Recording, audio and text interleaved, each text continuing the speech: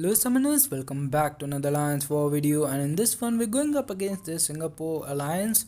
Their average prestige is over 11,000. They have really stacked rosters. I think they are Alliance Quest focused, but even in Alliance War they are in Platinum 1, 2, 3 spots above us. And this was a ridiculously close war from the first fight till the last fight. And my path here is pretty difficult in section 1. The first fight is easy, it's just a Dark Hawk, but I am boosting for 40 seconds here because of the Nick Fury there. It is a 6-star rank 3 high signature level Nick Fury on ebb and flow knockdown with heavy hitter, which is a really hard fight even if it is like a rank 2 or a rank 5 star. But with a rank 3 I was extremely worried about that.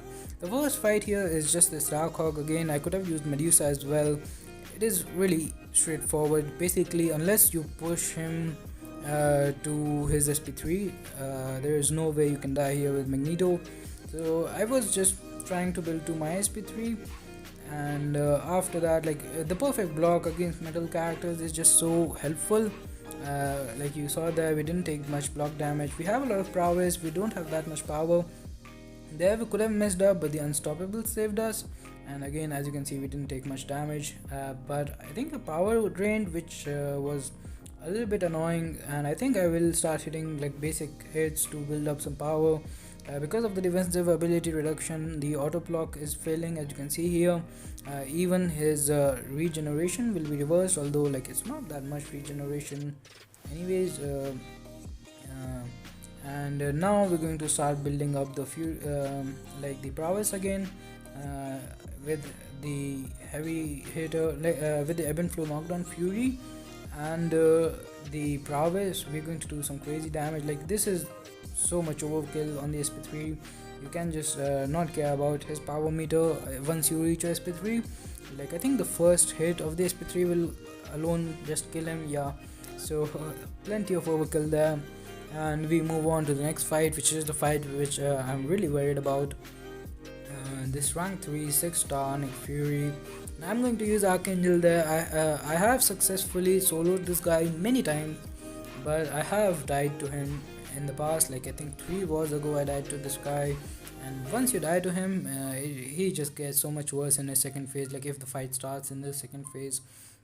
But the first phase is like fairly easy. Even against a rank 3, like he will go down so quickly here.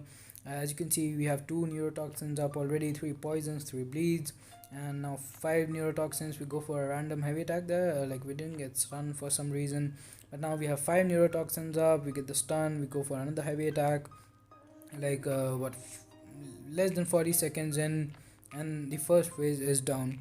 But now second phase is where it gets tricky.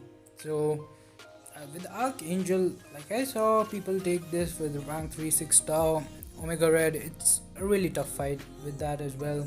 You can use Havoc, save to 3 bars of power, and then go for SP3s in his second phase, but Archangel is by far the best counter in my opinion. So the timing is really important with him.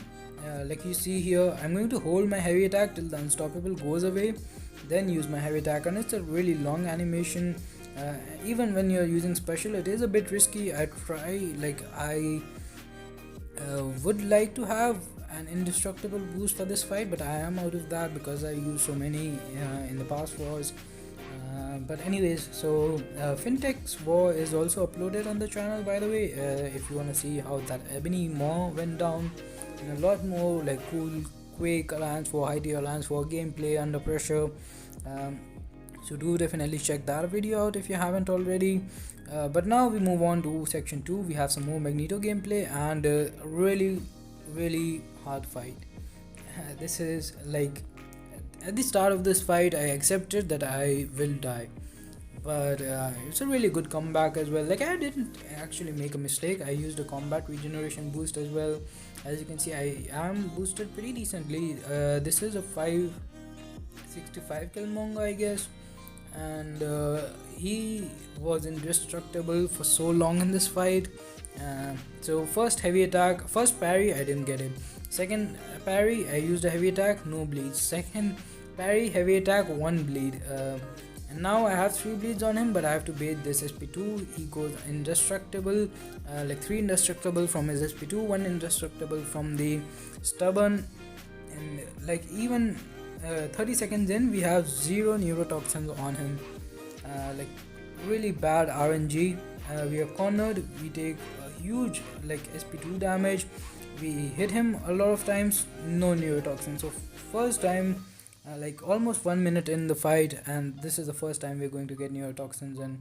And I saw the clock, I saw my health, I saw his health, and I knew that this is going to be a super long fight, and this is going to be probably a kill from my side, a death from my side.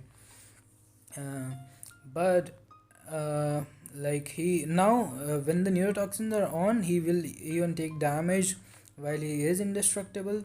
And now basically the first goal here is to stay away from my wall, because if I'm against my wall and he uses SP2, I'm screwed, because I'm not good at I'm not confident against the wall evading his SP2, and it does a lot of block damage. But even at this point, we're really like 1.5 minutes in, and he still has more than 70% health, so it's not looking good for me. But now I have 4 bleeds, I have a poison, 2 neurotoxins. Now like after the first neurotoxins toxin was applied, I'm having some decent RNG, but again not that great either. Plus like all these debuffs is giving him so much power, I have to be really careful to not push him to SP3, because then the fight is definitely over. So then I decided to block his the first part of his SP2 so that I don't give him stubborn while dashing back. So this is really like this is where the fight really changed, when I started blocking the first part of his SP2. And that also, of course, if you have bleed, it has a really good chance to give you poison, which you can later convert. And now at this point I knew I have this fight unless I like really mess this up. He used his SP1, which could have been which could have made things tricky, but now he's at 4%. I just want this fight to be over. We are in this fight for almost 3 minutes now. In the old timer, this would almost been a timeout. I use my I use my heavy attack. It pushes him to SP3, but also kills him in the process. And that fight was over. Thank God. Now this guillotine 2099. I was not worried about this while I was entering. I should have used Medusa probably, but after after she had 1 bar of power, I realized that her SP, like her special attacks, I intercepted there to see if the shield goes down permanently, because that is what happened with Thor Ragnarok, I believe, in the last war video, if you haven't checked that out. But no such luck. She did get back the shield here, and I'm going to build to my SP3. I don't want her to use her SP1. I'm not sure how the defensive ability reduction would impact this, but otherwise it usually has a power drain, which is something that I desperately do not want. But so I'm going to get a lot of prowess here.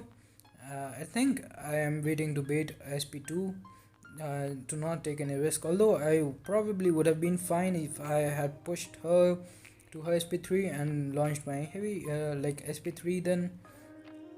But now I have 27 prowess, and now I have 39. I go for the SP3, and you're going to see I get the plus 20% bonus damage, and this is going to be again plenty of overkill against robot characters. He's just so good. And that is going to be it for my war. A lot more fights in the fintech side of the war. I again have uploaded that. Definitely recommend checking that out. We did win barely, like you can see 4 more attack bonus. We did have higher diversity, so we would have won either ways. But huge shout out to all the MVPs. That's gonna do it for this one.